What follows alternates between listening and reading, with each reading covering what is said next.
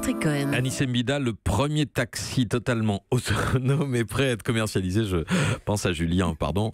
Il n'attend plus que des acheteurs. Oui, et la surprise, c'est qu'il ne vient ni de Tesla, ni de Google, ni même d'Uber, mais de petits Français, les Lyonnais de la société Navia. Alors je dis petits Français, mais Navia, c'est pas n'importe qui. Depuis 2 ans, ils commercialisent des minibus totalement autonomes dans le monde entier. On peut en voir sur l'esplanade de la Défense à Paris, dans le quartier de la Confluence à Lyon, mais aussi à Las Vegas. Donc ils ont une très grande expérience. Et leur taxi, c'est en fait une version réduite de leur minibus, avec à l'intérieur seulement 2 banquettes qui se font face. Donc pas de pédale, pas de volant, donc pas de chauffeur. S'il y a un problème.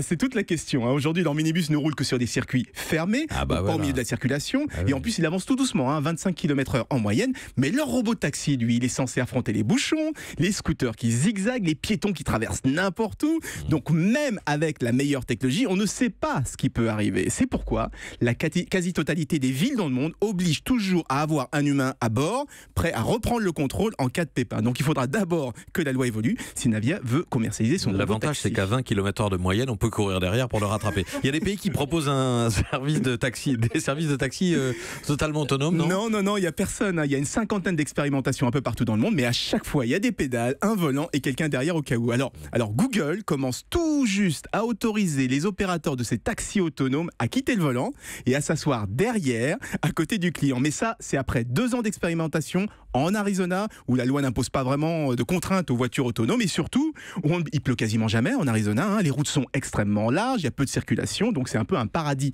des voitures autonomes. En Europe, ça sera un peu plus compliqué, donc il ne faudra pas s'étonner si les taxis robots lyonnais débarquent d'abord aux USA, ou si on leur oblige d'avoir un petit opérateur. Merci à vous et à demain. Anis Mbida. Europe 1.